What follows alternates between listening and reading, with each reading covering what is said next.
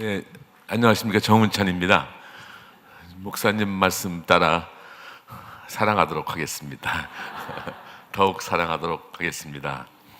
저는 서울 남포교회의 안수 집사로 있습니다.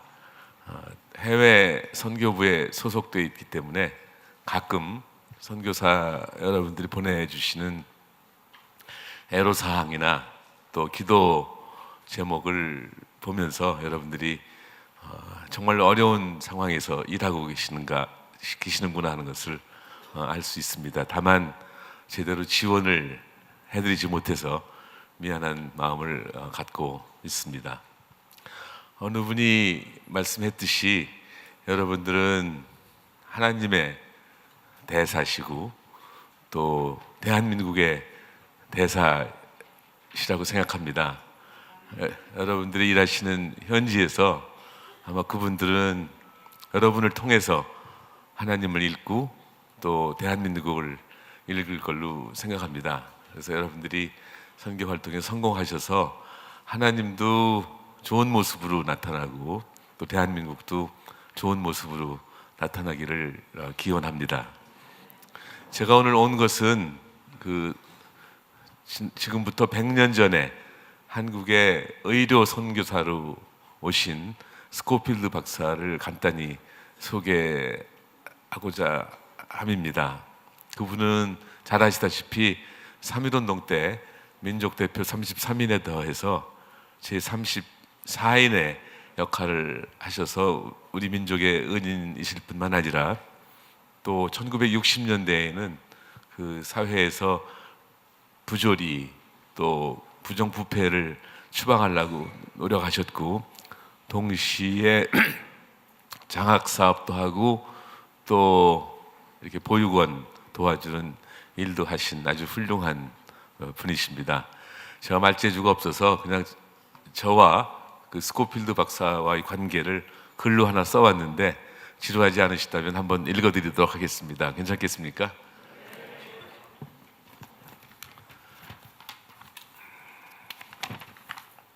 제목은 대한민국을 치료한 의사 닥터 스코필드 석호필 할아버지입니다. 스코필드 할아버지를 만난 것은 1960년 4월 제 나이 13살 때였습니다. 그로부터 정확히 10년 뒤인 1970년 4월 그분은 세상을 떠나셨습니다. 제 나이 23살 때였습니다. 그 10년 동안 저는 스코필드 박사와 동행했고 그 시절 저는 삶에서 배워야 할 것의 대부분을 배웠습니다. 스코필드 박사는 3.1운동을 주도한 민족 대표 33인에 더해서 제34인으로 불리는 영국 태생의 카나다인이십니다. 1916년 세브란스 의학 교수로 처음 이 땅에 발을 디딘 그는 선교와 강의를 통해 사랑과 나눔을 설파하고 1916년부터 20년까지는 우리나라의 독립에 그리고 1958년부터 70년까지는 우리나라의 발전에 헌신하셨습니다. 3.1 만세 운동 때에 틈만 나면 카메라를 들고 거리에 나가 일본의 만행을 기록해서 이것을 전 세계에 알림으로써 독립의 견인차 역할을 했습니다. 그분은 석호필, 돌석자, 호랑이 호자, 도울필이라는 한국식 이름까지 지었습니다. 그분의 한국에 대한 애정은 지극했고 죽음을 맞이할 때까지 한결같았습니다. 우리의 인연은 제가 중학교 다니던 시절 시작되었습니다. 당시 저희 집은 끼니를 걱정할 정도로 경제적 형편이 좋지 않았습니다. 당연히 학비를 낼 수 있는 처지가 못 되어서 취직을 할 것인지 진학을 할 것인지 고민 중이었습니다. 그런 사정을 알고 있던 초등학교 때 친구 아버지가 저를 스코필드 박사한테 소개하고 그분의 지원을 받게 되었습니다. 그분은 저의 등록금과 생활비를 지원하는 데 그치지 않고 정신적 지주로서 저의 가치관 형성에 커다란 영향을 주었습니다. 고등학교 때는 성경반을 통해 학교에서 배운 것 못지않게 많은 것을 배웠습니다.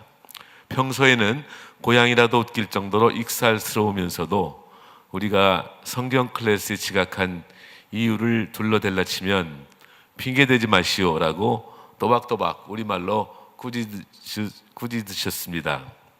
그분은 일찍 아버지를 여인 저에게 친아버지나 다름없었습니다.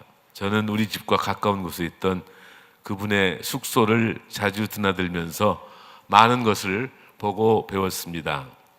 할아버지는 사슴처럼 선한 얼굴로 저를 운찬하고 부르곤 했는데 손잡버린 저에게 한 번도 존칭을 생략한 적이 없을 정도로 예의와 품격을 갖추었던 분이셨습니다.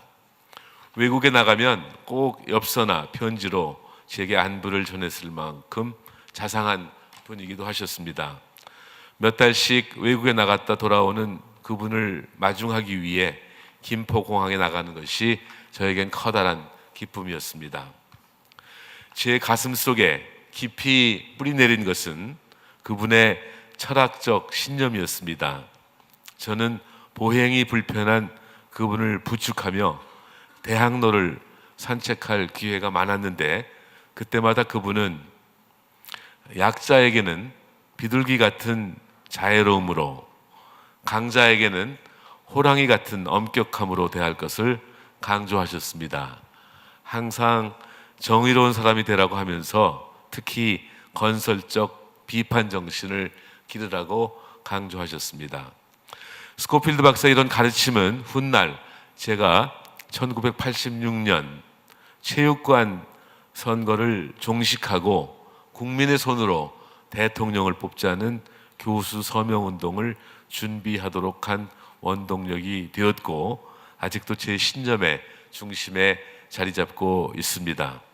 그분은 가난한 이들에게는 한없이 너그러웠지만 사회 부조리에 대해서는 올곧은 비판을 서슴지 않았습니다. 1960년대의 경제성장 과정에서 부익부, 빈익빈 현상이 가속화하는 것을 보면서 한국에서는 부자가 가난한 사람을 눈꼽만큼도 사랑하지 않는다고 개탄하던 모습이 떠오릅니다. 그분은 가난한 사람들을 사회 공동체가 보살펴야 한다고 누누이 강조했고 그러한 이유로 제가 대학을 진학할 때도 경제학을 선택하도록 권유하셨습니다. 또한 제 일생을 빈부격차 완화를 위해 일하면서 살라고 격려하셨습니다. 제가 오늘날 동반성장연구소를 운영하며 동반성장 문화의 조성과 확산을 위해 노력하는 것도 그분의 가르침을 따르는 것입니다. 저는 그분을 통해 사회 속에 몸담은 지식인의 길이 어떠해야 하는지를 익히고 배웠습니다. 스코필드 박사는 국립의료원에서 운명하셨습니다.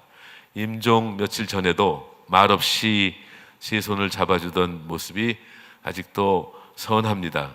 그분은 끝까지 어려운 이웃들과 함께 하고자 했습니다.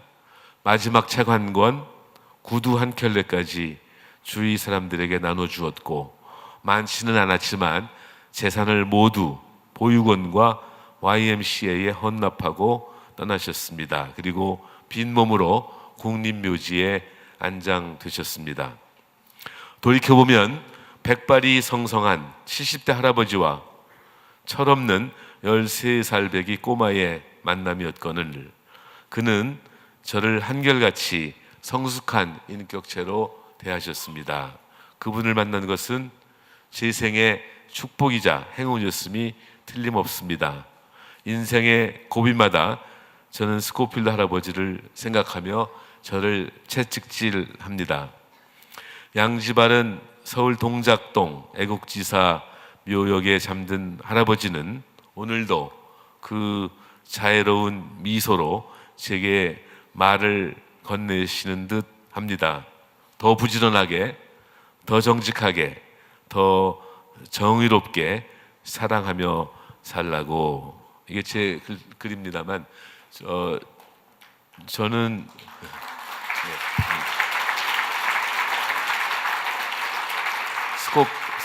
스코필드 박사님한테 고마움을 표시할 것이 많고, 또 그분의 가르침을 세상에 보급해야 할 것이 많다고 생각합니다. 여러분, 저와 함께 이 사업에 같이 동참해 주시기를 간절히 부탁드립니다. 고맙습니다.